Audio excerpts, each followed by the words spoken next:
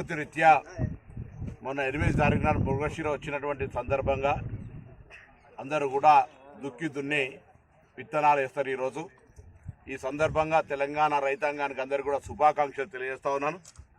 నేను రైతులకు 2 చేతులు జోడించి విజ్ఞప్తి చేస్తా ఉన్నాను. తప్పకుండా ఒక గుంట కూడా బీడు లేకుండా ఆ స్థలానికి అనుగుణంగా పంటే పంటల్ని, అది మీరు మొక్కజొన్న వేస్తారా, పెసర్లు వేస్తారా, లేకపోతే ఆయిల్ ఫామ్ పెడతారా, లేకపోతే ఇంకొక రకమైనటువంటి పెడతారా, కానీ ఎక్కడ కూడా ఒక గుంట ఖాళీ జాగా లేకుండా ఏదో ఒక ఉత్పత్తికి సంబంధించి మీకున్నటువంటి చిన్న పెట్టుబడుల్లోనైనా ప్రభుత్వం ఇచ్చే సహకారంతో వ్యక్తిగతంగానో మద్దతుతోటో స్థలాన్ని కూడా ఎక్కడ ఖాళీ జాగా బీడుబడి ఉండకుండా చూసుకోవాల్సిందే ఈ సందర్భంగా నేను కోరుతాను. ప్రభుత్వ లక్ష్యము ఆలోచన అది. వ్యవసాయానికి సంబంధించినటువంటి సాగునీటిని అందించే బాధ్యత, ఉచిత విద్యుత్తో పాటుగా పెట్టుబడి సహాయం ఇస్తూ పంటిన పంటలకు మద్దతు ధరతో కొనుగోలు చేస్తూ రైతాంగానికి ఇబ్బంది లేకుండా చూసేటువంటి ప్రయత్నం చేస్తూ ఉన్నాం. ఈ సందర్భంలో రైతాంగానికి ఎక్కడైనా ఇబ్బంది కలిగితే కూడా తప్పకుండా ఈ ప్రభుత్వం రైతుల సంక్షేమానికి మొట్టమొదటి ప్రాధాన్యత ఇచ్చే ప్రభుత్వం. ఇలా ఏరువాక పౌర్ణమి సందర్భంగా తెలంగాణ రైతులందరికీ శుభాకాంక్షలు. మంచి పాడి పంటలతో సమృద్ధి వర్షాలతోటి తెలంగాణ రాష్ట్రం ఈ దేశంలో ఉత్పత్తులను ఎగుమతి చేసే దిశగా ఎదగాలని ఆకాంక్షిస్తా ఉన్నా. అందుకు శ్రమ రైతులది అవసరం, ప్రభుత్వ సహకారం అవసరం, ప్రకృతి యొక్క ఆశీర్వచనం అవసరం.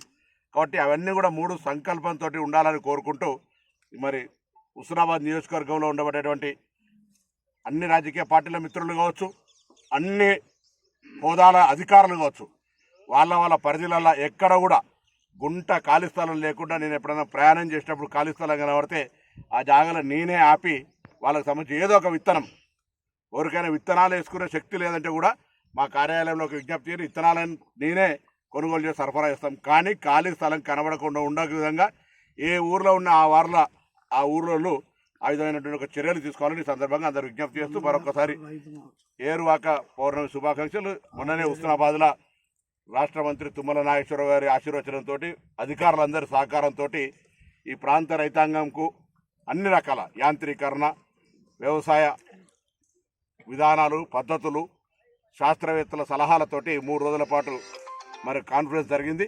తప్పకుండా అది ప్రాంత రైతులకు కొంత ఉపయోగపడుతుందని ఆకాంక్షిస్తూ ఈ కార్యక్రమానికి సహకరించిన అందరికీ కూడా ధన్యవాదాలు. ఇండియా పాకిస్తాన్ ఉద్రిక్తతలపై లేటెస్ట్ అప్డేట్స్ కోసం డౌన్లోడ్ చేసుకోండి RTV లైవ్ యాప్.